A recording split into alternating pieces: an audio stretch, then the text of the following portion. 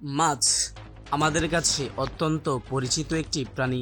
পৃথিবীর অন্য সব প্রাণীর জবান থাকলেও মাছের জবান নেই এবং এরা পানিতে বসবাস করে।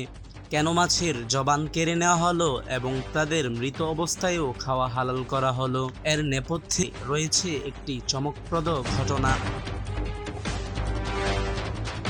একবার হযরত আলী রাদিয়াল্লাহু তাআলা আনহুকে এক ব্যক্তি প্রশ্ন করলেন, হে আলী, পৃথিবীর অন্য সব প্রাণীর জবান থাকলেও মাছের জবান নেই কেন এবং মাছ কেন পানিতে বসবাস করে?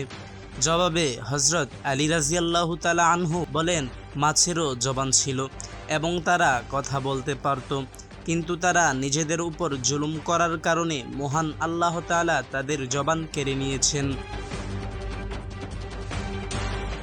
ওই ব্যক্তি আবারও প্রশ্ন করলেন, হে আলী, মাছেরা নিজেদের উপর কি জুলুম করেছিল?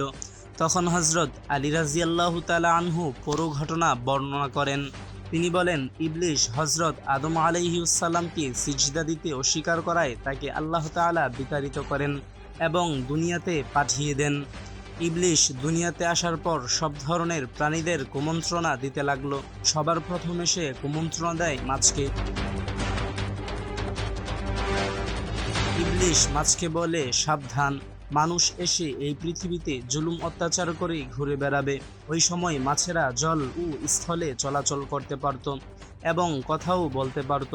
ইবলিশ তখন মাছদের বলল, মানুষ পৃথিবীতে এসে তোমাদের জীবিত অবস্থায় টুকরো টুকরো করে কেটে খাবে। মাছেরা ইবলিশের এই কথা শুনে সমুদ্রের অন্যান্য প্রাণীদেরকেও মানুষের বিরুদ্ধে এসব কথা বলতে এবং সবাইকে একত্রিত করতে লাগলো। তখন মহান আল্লাহ তাআলা মাছের কথা বলার ক্ষমতা কেড়ে নেওয়ার পাশাপাশি স্থলে চলাচলও বন্ধ করে দেন। এরপর থেকে মাছ আর কথা বলতে পারে না, শুধু পানিতে বসবাস করে। শুধু তাই নয়, মাছের জন্য মহান আল্লাহ নতুন একটি বিধান জারি করেন। তা হলো, মাছ জবেহ করে খাবার প্রয়োজন নেই। তাদের জীবিত কিংবা মৃত উভয় অবস্থায় কাটা যাবে এবং খাওয়া যাবে।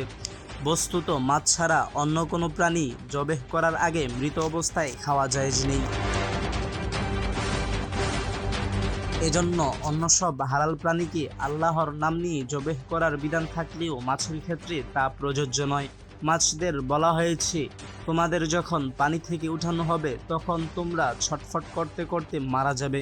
এজন্য মাছদের যখন পানি থেকে উঠানো হয় তখন তাদের দেহের সমস্ত রক্ত তাদের গলার কাছে থাকা একটি বিশেষ গ্রন্থিতে এসে জমা হয় এবং মাছের শরীরের মাংস দূষিত রক্ত থেকে পবিত্র হয়ে যায়। স্থলভূমিতে পশুপালনের জন্য মানুষকে অনেক কষ্ট করতে হয়, কিন্তু সাগরে আল্লাহ তাআলা বিভিন্ন জাতের মাছের ব্যবস্থা করেছেন। মাছ খাদ্য হিসেবে যেমন উৎকৃষ্ট তেমনি সহজলভ্য।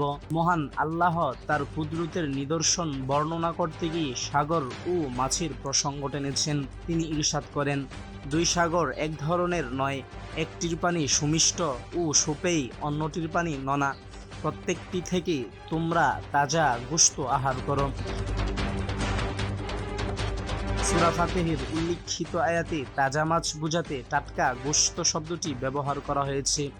এতে ইঙ্গিত করা হয়েছে অন্যান্য হালাল জীবের মতো মাছকে জবাই করা জরুরি নয়, এজন্য আপনা আপনি তৈরি গোশত।